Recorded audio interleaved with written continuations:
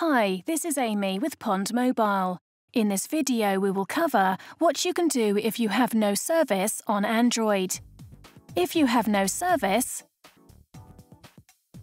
go to Settings.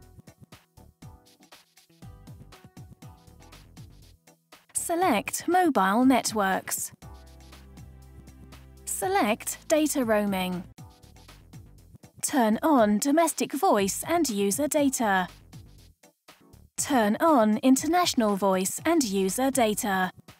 Select Roaming Guard. Select Do Not Show Again and press OK. Go back to dialing. Your voice service is now enabled.